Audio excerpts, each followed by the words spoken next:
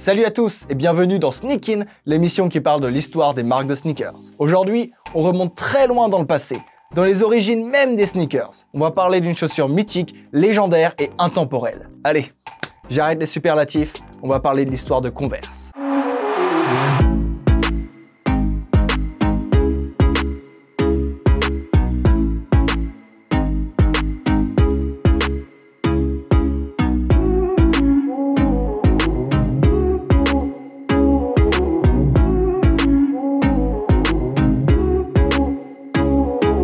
Converse commence son aventure en 1908 à Malden, dans le Massachusetts, une petite ville un peu paumée, il faut le dire, au nord de Boston. Dans cette ville habite le marquis Mills, qui crée sa propre société, la Converse Rubber Shoes Company. Le nom Converse s'inspire du nom de jeune fille de sa mère. Il y a pas mal de légendes qui tournent autour de Converse. Il aurait décidé de créer la All-Star en se tordant la cheville, en jouant au basketball, ou alors que c'était en tombant dans l'escalier. Mais tout ceci n'est que spéculation, et il n'est pas vraiment là pour nous le prouver. Si ça se trouve, il voulait juste fabriquer des chaussures et Converse s'est dit « Inventons un bon storytelling parce que les origines sont un peu bof-bof ». La société fabriquait alors des sabots en caoutchouc fourré pour lutter contre le froid, comme des chaussures réservées aux travailleurs ou les chaussures de ville, ce qui était plutôt commun à l'époque. En 1910, la Converse coûte 5 $, et c'est la chaussure la plus vendue du marché. Oui, c'est pas cher. Tout se passe bien, des milliers de chaussures sont produites dans les usines chaque jour, mais le marquis Mills, lui, il souhaitait créer d'autres chaussures. Car pour être rentable, étendre sa production est la meilleure des solutions. Au début du XXe siècle, le sport qui monte, c'est le basketball. Le marquis, il se dit,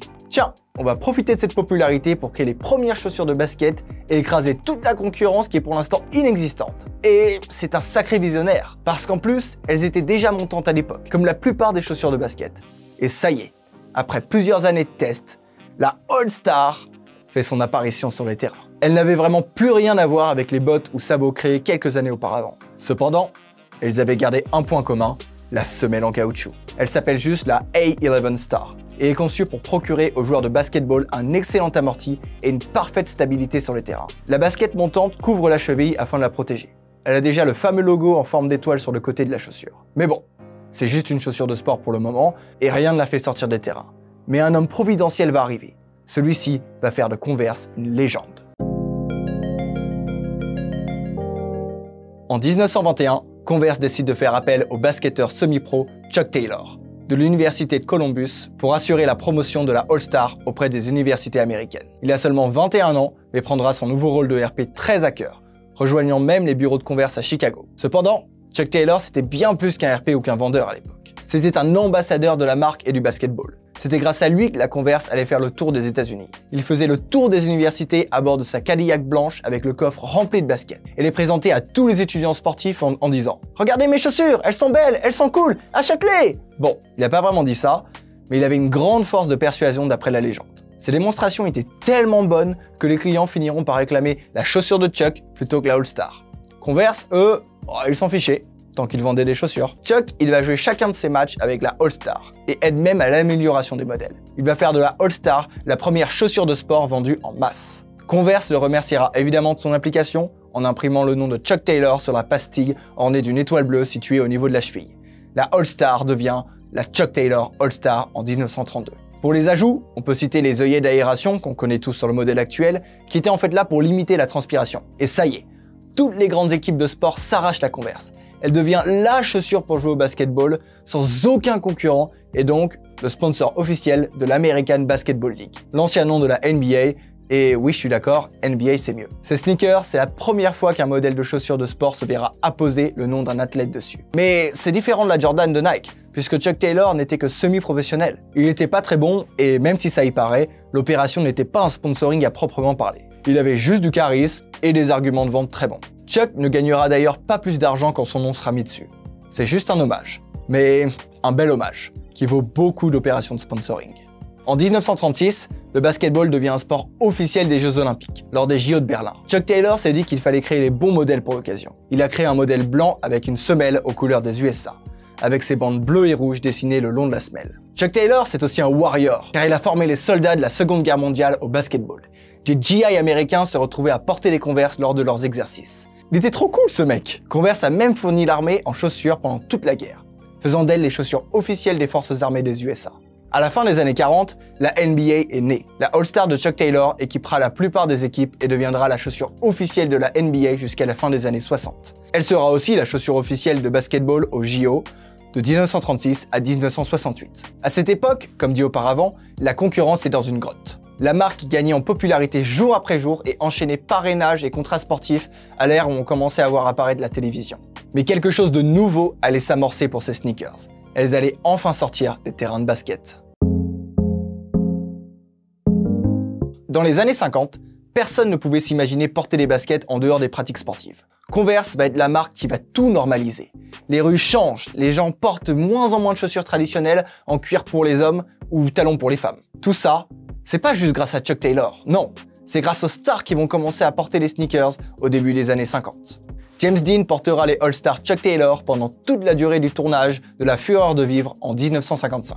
C'est ce qui amorcera d'ailleurs la mode de porter des sneakers en dehors des terrains de basket.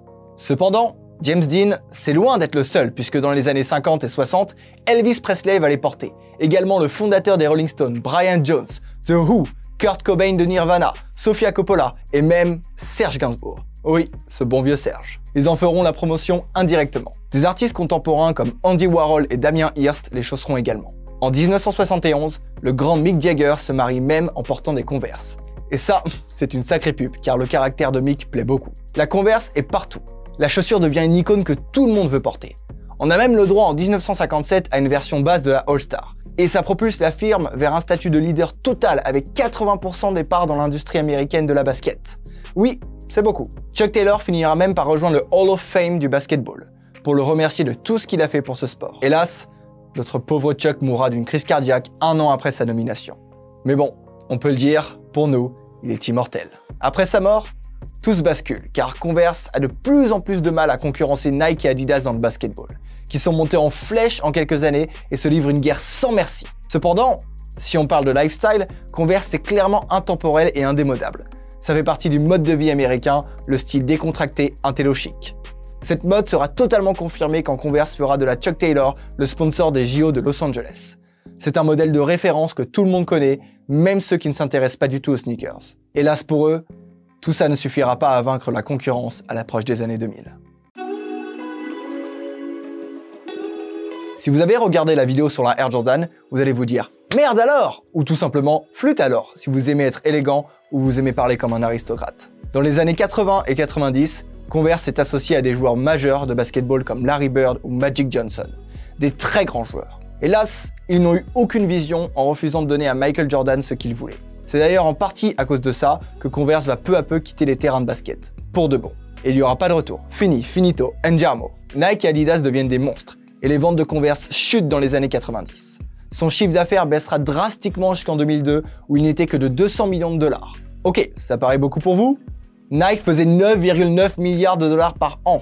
Aïe! Et en 2003, l'impensable pour une marque aussi légendaire va se produire. Converse va mal. C'est la panique. Ils accepteront sous toute cette pression une offre de rachat de Nike pour 269 millions de dollars. Contrairement à ce que l'on peut penser, c'est loin d'être un déshonneur, puisque Nike, comme beaucoup de marques d'ailleurs, considère Converse comme un père. Ils veulent leur donner une nouvelle peau et veulent vraiment continuer à faire perdurer la légende. Pour preuve, ils ne vont pas toucher au style de la marque qu'ils considèrent comme immortel. Ils vont même laisser son point de vente mythique exister. Tous les modèles mythiques resteront, et Nike va pousser la marque à se développer en créant des gammes avec des artistes, et également avec plusieurs maisons de haute couture. Tout le savoir-faire de Nike est à leur disposition. De plus, Converse est vu comme un patrimoine historique à préserver. Ils vont être à la fois nostalgiques et originaux, proposant sans arrêt de nouvelles déclinaisons de la All-Star. Elles deviennent des supports artistiques. Beaucoup de marques vont venir les voir pour créer des collaborations uniques. Converse renaît de ses cendres tel un phénix. J'ai jamais compris cette expression, mais elle marche. De 2003 à 2008, le chiffre d'affaires passe de 200 millions à 720 millions de dollars. Tout ceci, c'est grâce à ses collaborations avec Pharrell Williams du groupe Nerd, aussi avec Santi Gold et Julian Casablancas du groupe The Stokes, qui sortent un single à l'occasion des 100 ans de la marque. En 2009, il collabore avec Missioni, qui a revisité la Converse All-Star une dizaine de fois maintenant. On peut aussi parler de Converse comme des garçons, qui est juste ici. Les deux entreprises collaborent depuis maintenant plusieurs années et les paires ont un gros succès. En 2009 sort la première. Le petit cœur rouge avec ses yeux se retrouve à l'endroit symbolique du logo sur la Chuck Taylor All-Star. La paire a été portée par Drake et Kanye West. Une autre collaboration qui a fait grand bruit, c'est la Converse Off-White. Passée entre les mains du designer du moment, Virgil Abloh, le directeur artistique de Louis Vuitton, a revisité plusieurs fois la paire avec la version The 10, transparente, faisant partie de la collection Nike Off-White. Puis, il y a eu celle-ci. Une autre collaboration des dernières années qui a été un véritable hit surprise, c'est la collaboration entre Converse et Golf Le Fleur.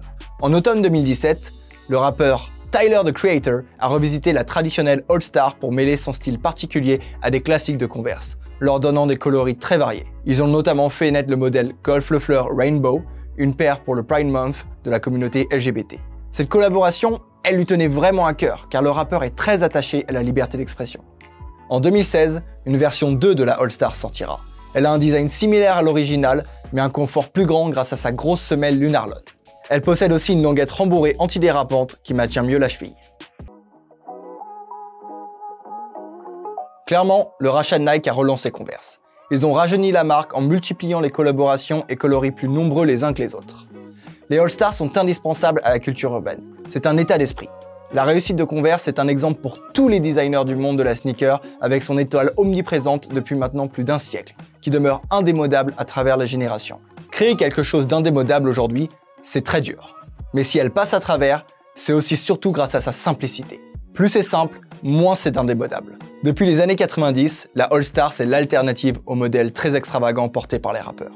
C'est finalement une sneaker rétro et basique. Son changement de tissu est très facile, donc elle peut s'adapter à l'air du temps quand elle le veut. Ce renouvellement est infini. Même les modèles récents, comme la B23 de Dior, ont repris sa forme et ont eu un succès fou. Enfin, une paire de Converse, ça passe avec tous les vêtements. L'étoile de Converse continue à briller au sommet et ce n'est pas prêt de s'arrêter, car ils ont signé le créateur J.W. Anderson comme directeur artistique, de quoi assurer la pérennité de la marque pendant encore un moment. Merci à tous d'avoir regardé cet épisode de Sneak In. N'hésitez pas à vous abonner à la chaîne pour ne pas louper la suite et surtout à liker et à commenter pour nous dire ce que vous en avez pensé. Nous remercions notre partenaire revendeur de sneakers KikiKicks qui nous a fourni toutes les paires que vous avez vues dans cette vidéo. N'hésitez pas à aller checker leurs réseaux sociaux qui sont en description. Et moi je vous dis à la prochaine sur Sneak On Air.